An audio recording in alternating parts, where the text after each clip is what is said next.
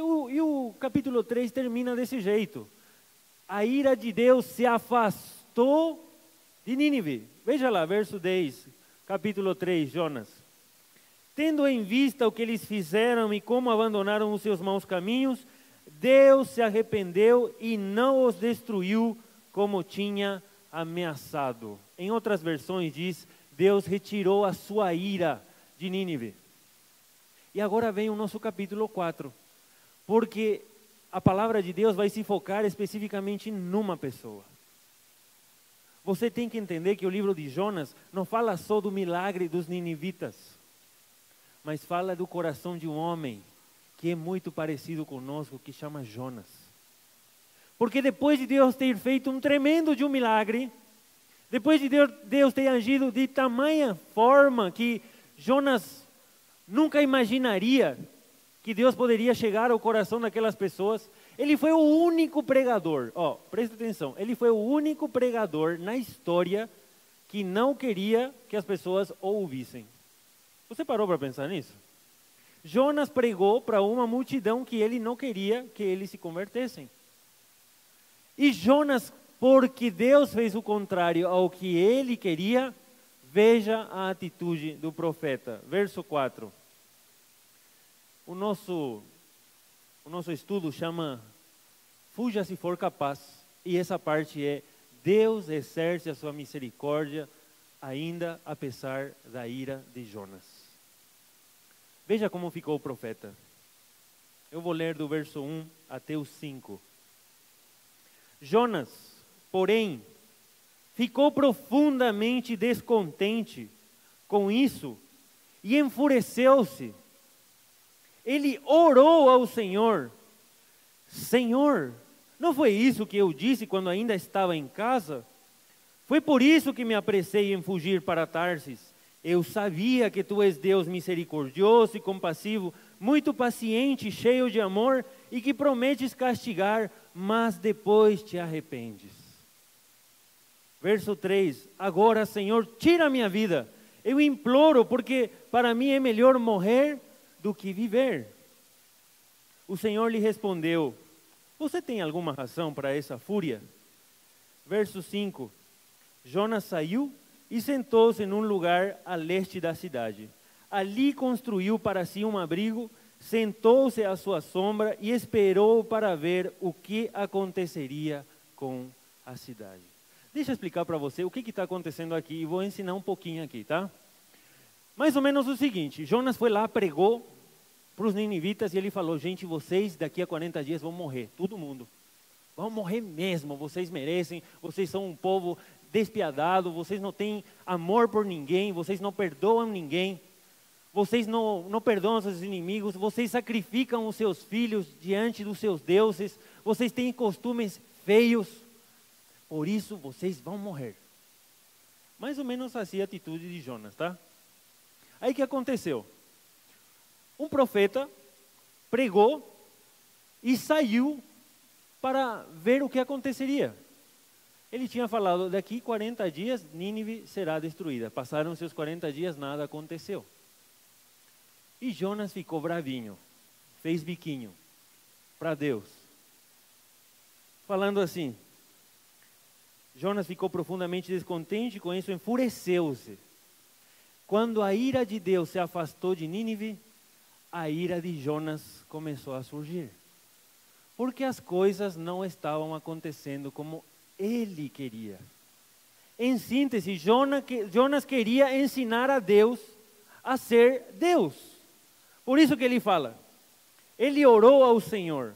Gente, presta atenção, é a segunda vez em todo o livro que Jonas ora ao Senhor.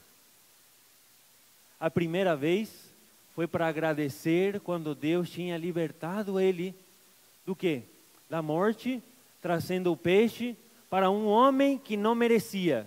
Deus exerceu misericórdia com um profeta que merecia morrer e Deus o trouxe de volta e ele orou agradecendo.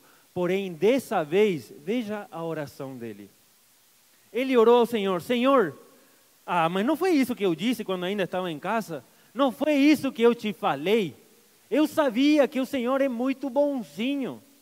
O Senhor é muito love, muito amor. E o Senhor, basta alguém somente confessar o seu pecado para que o Senhor tire a mãozinha. O Senhor tem que ser mais bravo. O Senhor tem que exercer mais a sua ira. Essa gente aí não merece salvação. O Senhor tem que ser mais malandro. Esse pessoal não merece. Enquanto o meu povo lá está sofrendo, lutando contra a idolatria, por que o Senhor não me mandou pregar para eles e me mandou pregar para esse povo que nem sequer te conhece? É isso que Jonas está dizendo para Deus, querendo ele ensinar a Deus como Deus tem que trabalhar. Algum de nós alguma vez já teve esse tipo de atitude? Quem de nós alguma vez não teve um sonho ou não tem ainda, ou estava enfrentando uma situação específica, uma situação de problemas, de dificuldades, e queria traçar um plano, tinha um plano traçado perfeitinho para solucionar a questão, mas de repente Deus vem e muda tudo e faz as coisas serem mais difíceis do que nós imaginamos. Quantas vezes Deus já não tirou o controle que você tinha na sua mão, o controle da sua vida, e te fez passar por momentos que você diz: mas Senhor, isso não é justo. O Senhor deveria ser mais bom comigo. Já que eu sou o teu filho, já que eu te adoro, já que eu oferto, já que eu faço boas obras, por que o Senhor não faz como eu estou pedindo? Eu oro todo dia, eu clamo ao Senhor todo dia, mas o Senhor não me escuta, quer fazer do seu jeito. Atitude de um menino mimado. Essa era a atitude que Jonas está mostrando aqui. Ele diz assim: eu sabia, e aqui é muito importante você considerar que Jonas era um crente, sim. A diferença dos ninivitas, Jonas conhecia quem era Deus. Eu sabia que tu és Deus misericordioso, compassivo, muito paciente, cheio de amor, e que prometes castigar, mas depois te arrependes. Da onde que Jonas tirou isso? Você sabia que isso está lá em Êxodo, capítulo 34? Quando Deus vai se manifestar a Moisés, e ele vai falar sobre quem Deus é, ele vai usar as mesmas palavras que Jonas está usando. É 34:7. Veja o que Moisés fala, tá bom? Quando Deus se apresentou a Moisés e mostra para ele quem Deus é, ele vai usar as mesmas palavras que Jonas usou lá no seu livro. Ele diz: Senhor, Deus compassivo, misericordioso, paciente, cheio de amor e de fidelidade, que mantém o seu amor a milhares e perdoa a maldade, a rebelião e o pecado. Contudo, não deixa de punir o culpado, castiga os filhos e os netos pelo pecado dos seus pais até a 3ª e 4ª geração. Gente, Jonas conhecia a teologia. Jonas sabia quem era Deus. Mas sabe o que? Jonas queria exercer a sua justiça sobre os ninivitas. E aqui vou dar um exemplo, o que mais ou menos acontecia ali. Talvez você, pai, você, mãe, já educou o seu filho nos caminhos do Senhor e está educando ainda. Mas seu filho chega lá por volta dos 18 anos, ou um pouquinho mais, e ele decide virar ateu. Abandona ao Senhor, vive a vida do seu jeito. Um filho que você criou desde pequeno, ensinou o temor do Senhor, um dia decide se rebelar e fazer o que ele quer. Quando também tem um vizinho que você conhece, que toda a adolescência se passou fumando maconha, tomando cerveja, pegando todas as meninas, sendo o cara malandro da rua, e chegou aos 18 anos, conheceu o Senhor. E a gente faz comparação e diz: Senhor, como é que o Senhor pode ter misericórdia de um moleque desse? Que a vida toda ficou vivendo de um jeito largado. E chega agora aos 18 anos e se converte. E meu filho, que eu eduquei segundo a tua palavra, que eu ensinei, que eu dei tudo, hoje decide voltar as costas para Deus. Gente, sabe por que isso acontece? Porque a salvação e a justiça é de Deus. A salvação e a justiça vêm do Senhor. E vem para quem Deus quer. E ele não acontece, a salvação não acontece, a mudança não acontece por mérito algum. Então entenda que o que vai salvar sua família, o que vai salvar sua vida, o que vai salvar a sua relação com alguém, não são seus méritos. É sempre os méritos de Deus. É sempre a justiça de Deus. E Jonas, se nós olharmos pelo mérito humano, ele tinha tudo para reclamar para Deus. Pare para pensar comigo. Jonas saiu da sua terra, foi para Jope, tá? Ele desceu uns 150 quilômetros até Jope. Ele ia para Tarsis. Senhor, mais ou menos Jonas falando, Senhor, eu desci até Jope, de Jope eu fui a Tarsis, de Tarsis o Senhor me jogou no mar. Eu estava quase morrendo, de lá o Senhor me salvou. Me trouxe até as costas e um peixe me vomitou. Andei 800 quilômetros, cheguei num lugar onde ninguém te conhece, onde ninguém fala a língua que eu falo. Eu falei uma pregação que o Senhor me mandou pregar. Eu, como profeta, dei a palavra e ainda o Senhor me faz passar por profeta falso, porque não se cumpriu o que eu falei. Então, para que estou aqui? O que estou fazendo nessa vida? Se as coisas não vão acontecer como eu quero que aconteça, então por que o Senhor não me leva logo? Por isso que ele diz, eu sabia, verso 3, agora, Senhor, tira a minha vida. Eu imploro, porque para mim é melhor morrer do que viver. Gente, é a segunda vez que Jonas prefere morrer do que ver a vontade de Deus sendo feita. A primeira é quando ele estava no barco e os caras perguntam: o que nós devemos fazer? Todo mundo orou, todo mundo clamou ao Senhor, todo mundo se ajoelhou diante do seu Deus, mas Jonas não. E ele diz: me jogue no mar. Ele estava dizendo literalmente: prefiro morrer antes do que fazer a vontade de Deus. Porque fazer a vontade de Deus é fazer contra o que eu quero.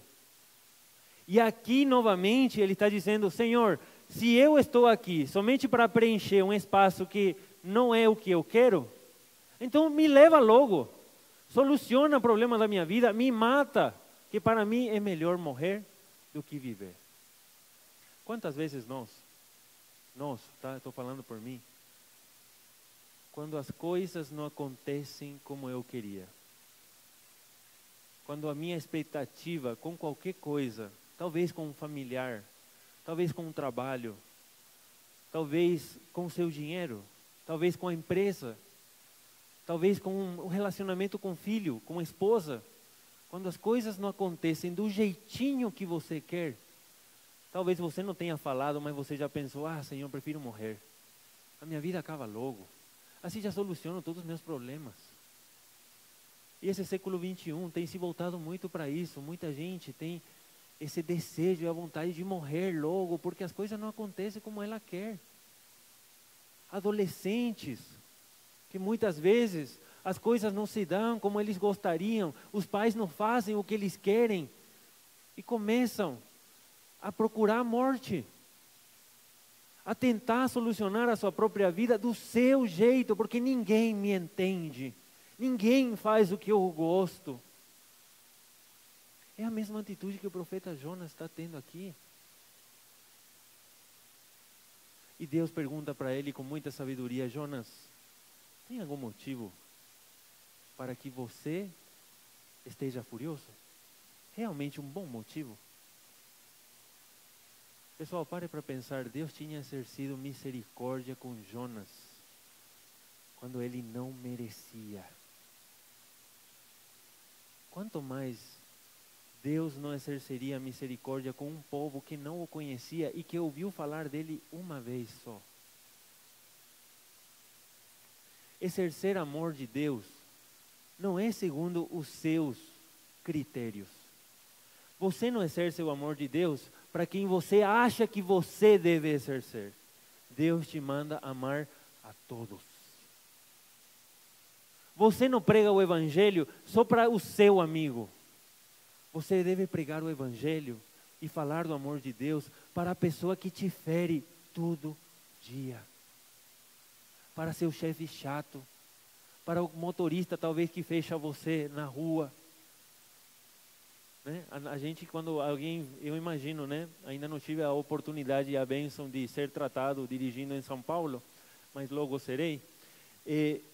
Imagino quando o motorista fecha você. O que é o primeiro que passa na sua cabeça quando acontece isso? Vai para o inferno. Né? Já condenamos a pessoa. Nossa, tomara que pegue a polícia ele, que o cara se ferre. É o natural. O natural é a gente decidir por nós mesmos a justiça que o cara merece. Segundo os nossos critérios, o Adolf Hitler não mereceria ser salvo. E aqui todos nós concordaríamos plenamente. Tem muita gente que, se você parar para pensar, segundo o seu critério, hoje, aqui, você queria que essa pessoa esteja com você no céu? Parem para pensar numa pessoa que te machucou feio, alguma vez na vida. Você gostaria que essa pessoa esteja contigo no céu? Eu imagino que não. Porque a nossa carne quer exercer sempre a nossa própria justiça. Mas a justiça de Deus vai além da nossa. Por isso que nós vemos que um povo que não conhecia Deus, ouvindo uma mensagem meia boca de um profeta com má disposição, se converte. Porque Deus quis que seja assim. E essa frase, gente, Senhor, por que acontecem certas coisas na minha vida? Porque Deus quer que seja assim. Porque Deus quer te submeter à sua vontade. A gente tem que parar de pensar que Deus é um boneco, sabe? Uma marionete, que eu fico mexendo conforme eu gosto. Ele é Deus. O Daniel falou, né, Daniel? Ele é o rei. Eu sou o quê? O servo. Eu estou debaixo dele. Ele que controla a minha vida, não sou eu. Mas sabe qual que é a nossa atitude? Quando eu oro, eu estou falando, Senhor, estou orando, hein? Estou orando, estou fazendo devocional, estou indo para a igreja, estou orando, o Senhor tem que me responder, hein? A gente tende a ser assim. E Deus se torna nada mais e nada menos do que um instrumento para a minha vontade. E não eu me submeter à vontade dele. É o que Jonas está fazendo. Por isso que eu falei que o coração de Jonas é um espelho do nosso coração. Porque quando as coisas não acontecem do jeito que a gente gosta, a gente fica bravinho. A gente faz biquinho para Deus. E sabe o que a gente tende a fazer quando estamos bravos? A gente não ora. Não, irmão, você chega e fala para o irmão que está bravo com Deus. Irmão, por que você não ora e fala com Deus? Não, é o último que eu vou fazer. Deus não merece que eu fale com ele. Tá bom. E o último que a gente faz, pegar a palavra de Deus para Deus falar com a gente. Quando a gente passa por um momento de muita turbulência, onde as coisas não acontecem como eu gosto, o que mais tendemos a fazer é nos afastar dele. Por quê? Porque queremos as coisas do nosso jeito. Mas Deus trata ele com muito carinho. E Deus faz perguntas, né? Você percebe que Deus é muito didático. Ele diz, você tem alguma razão para essa fúria? Deus chama Jonas e diz, Jonas, eu não vou te dar resposta. Eu vou te fazer uma pergunta. Quando passamos por momentos difíceis, Deus nunca vai te trazer uma resposta. Sabe por quê? Porque Ele não precisa te dar resposta. Você precisa perceber por si só que Deus está presente na sua vida, ainda apesar da sua frustração. Deus vai te soltar uma pergunta. E eu acho que é essa pergunta aqui. Você tem motivo para você estar bravo com Deus? Você tem algum motivo para ficar irado comigo? Porque eu permaneço contigo ainda apesar da sua infidelidade. Eu tenho sustentado sua casa ainda apesar da sua fraqueza como cristão. Eu tenho estado do seu lado dando vida ainda apesar de que você tem muitas vezes dado as costas para mim. Eu tenho dado para você coisas que você nem merece. Eu te dei uma saúde, te dei a oportunidade de estar trabalhando, aqueles que estão trabalhando, eu te dou o alimento de cada dia, ainda apesar da sua frustração comigo. Então, no fundo, essa é uma batalha que você nunca irá ganhar. Porque o Senhor diz, você tem realmente alguma razão, no fundo do seu coração, para ficar bravo comigo? Você tem, no fundo, uma razão válida. Porque muitas vezes são caprichos. São os nossos caprichos que nos afastam de Deus. Quando as coisas não saem como eu quero, é onde mais eu tenho a tendência de me afastar de Deus. Mas o Senhor diz, eu sempre estive aqui. Eu sempre estou aqui. Ele nunca nos abandonou. Verso 5.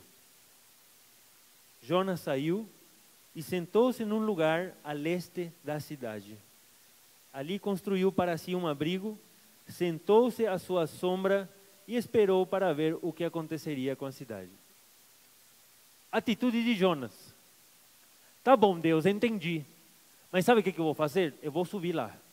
Vou subir lá naquela montanha, vou sentar numa poltrona e vou assistir com óculos 3D a esperar que aconteça o que eu falei. Porque foi isso que ele fez. Ele poderia ter ido embora depois de 40 dias, porque 40 dias já se passaram.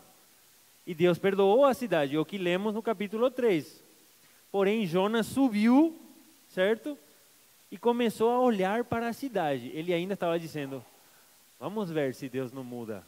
Vamos ver, eu quero ver. Quero ver o circo pegar fogo aqui. Ele está sentado lá e quer ainda que a vontade dele seja feita.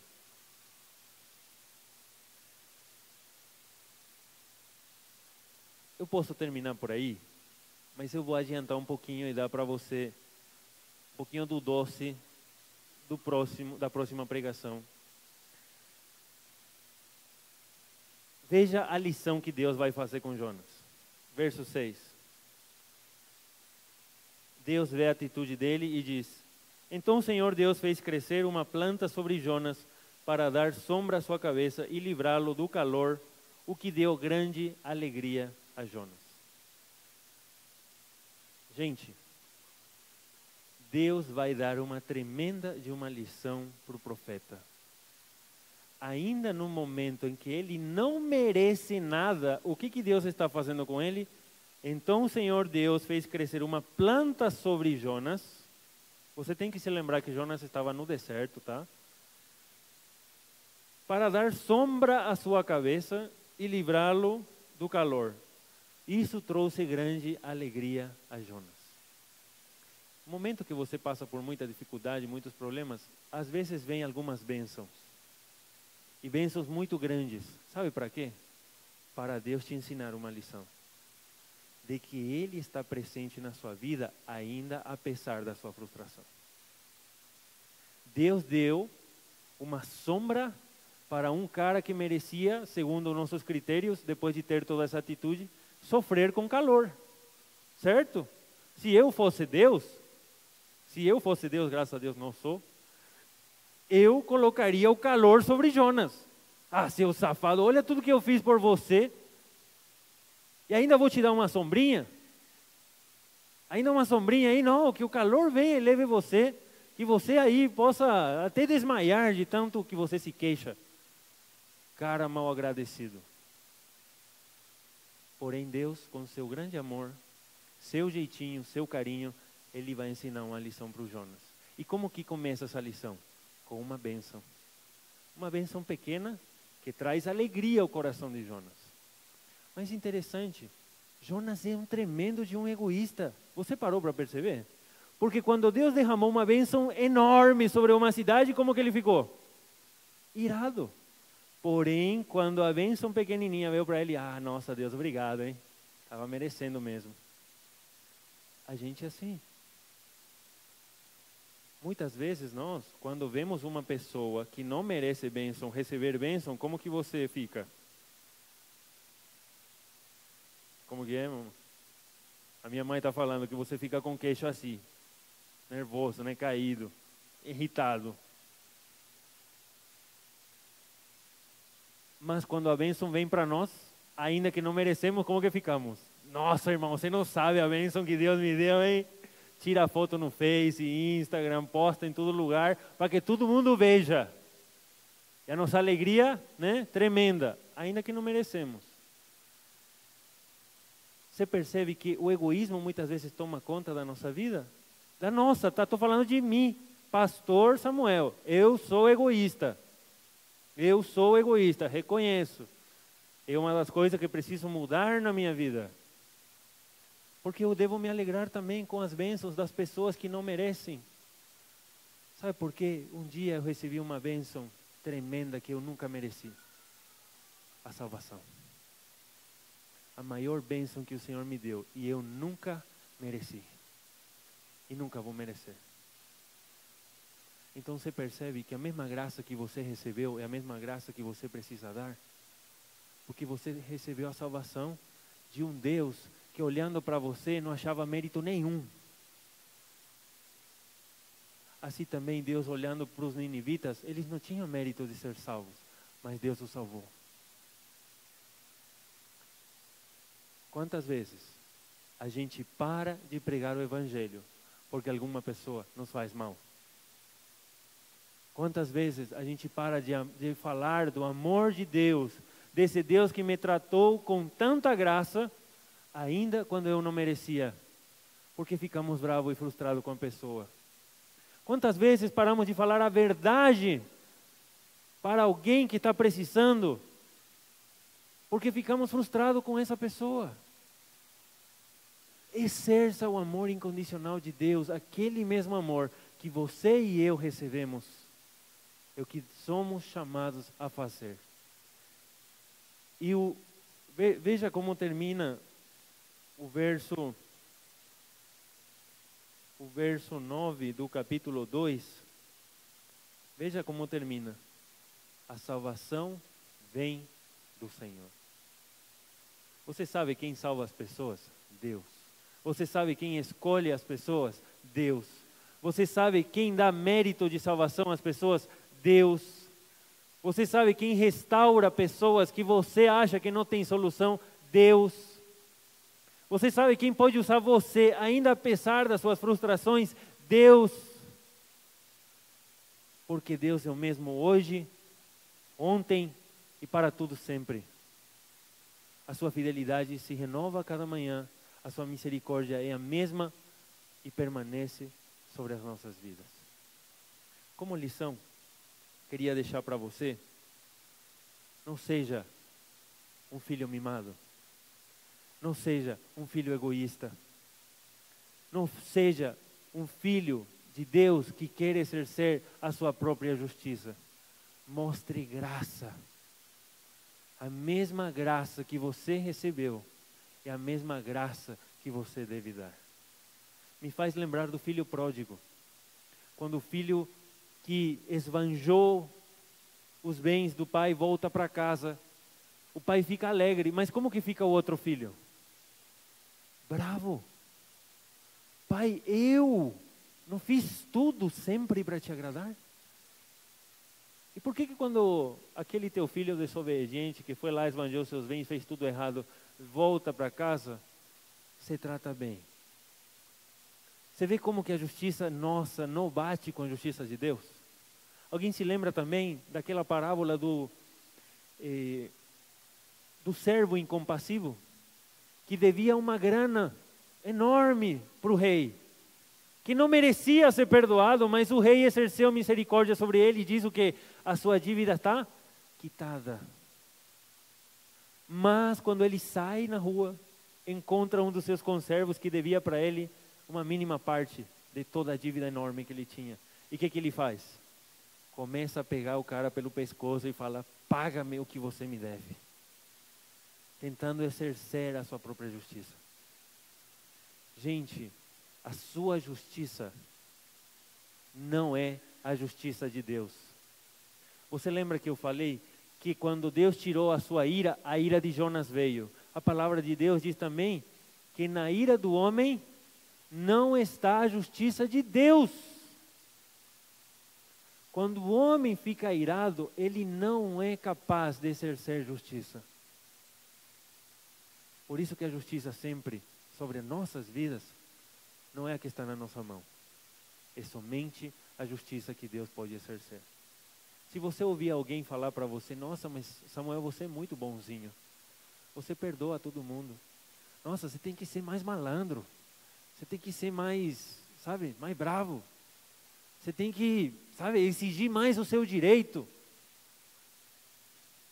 Se fazemos um contraste entre esse pensamento e o pensamento de Cristo, é totalmente oposto.